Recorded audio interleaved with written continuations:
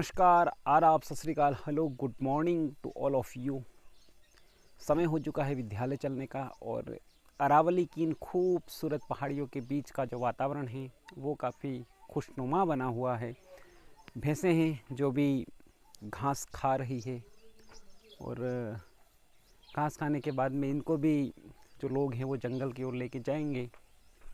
इसके बाद सब तरफ हरियाली ही हरियाली और हरे भरे इस एनवायरनमेंट के बीच में, और मैं भी चल पड़ा हूँ अपने गंतव्य की ओर। तो बने रहिएगा व्लॉग के अंदर। सुबह का भूला अगर शाम को घर लौटता है तो उसे भुला नहीं कहते। और मैं भी अब सुबह निकला था शाम का काम ख़त्म करने के बाद में, और फाइनली मैं निकल चुका हूँ घर के लिए। चलते हैं एक बार घर पे और बाकी चीज़ों को लेकर अपन बात करेंगे।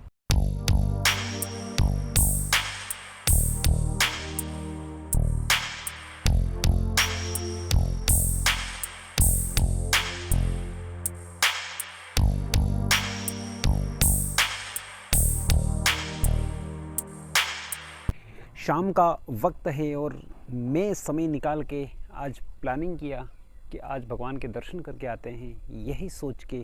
और मैं आ गया हूँ इधर निचला तालाब में, एक हनुमान जी का स्थान है, उस स्थान पर दर्शन करने के लिए। और मंदिर आने के बाद में यहाँ पर क्या एक छोटा सा लॉक लगा रखा है।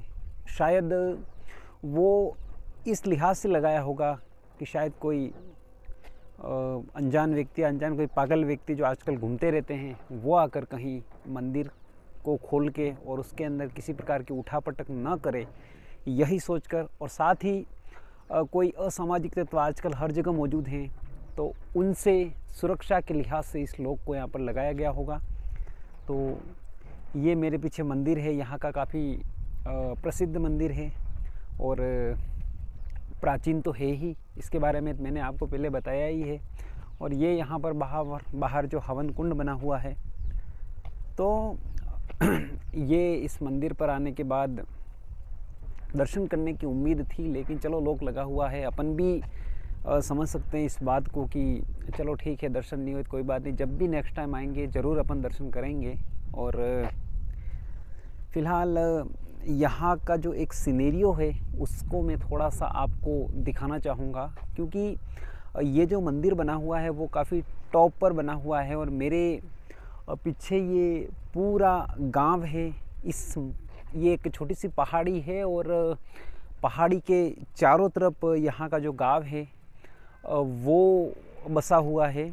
और इस मंदिर के जस्ट उस साइड में अगर अपन देखें तो वहाँ पर एक खूबसूरत सा तालाब है, और शायद इसी तालाब की वजह से इस गांव का नाम वो निचला तालाब रहा होगा, ऐसा मेरा मानना है।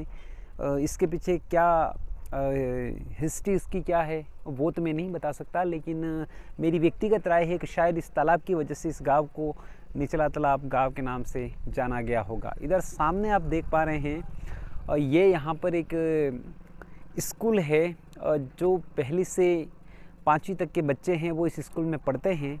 और साथ ही यहाँ पर और आंगनवाड़ी केंद्र है, शायद मेरे ख्याल से बना हुआ है। तो ये यहाँ का जो स्ट्रक्चर है। और चलते हैं एक बार पीछे जाके देखते हैं अपन, जहाँ पर तालाब बना हुआ है। जल है तो जीवन है, शायद इसी सोच को ध्यान में रखते हुए पुरातन काल से जो तालाबों का निर्माण है, कुओं का निर्माण है, कुओं को खोदने का जो रिवाज है वो चला आ रहा है। उसी को देखते हुए इस गांव के अंदर भी एक तालाब बना हुआ है। और पहले ज़माने के अंदर मैंने मेरी आंखों से देखा, इस तालाब के अंदर बहुत सारे कमल थे। फ़िलहाल कमल तो यहाँ पर नहीं है, लेकिन इस तालाब की खूबसूरती है वो आज भी मौजूद है। यहाँ पर इसकी जो तालाब की दीवार है वो बनी हुई है, और ये यहाँ का जो तालाब है वो काफ़ी खूबसूरत नज़र आ रहा है। तो चलते हैं अपन इसके इधर साइड में, और वहाँ जाने के बाद और भी जो चीज़ें हैं उसके बारे में अपन बात करेंगे।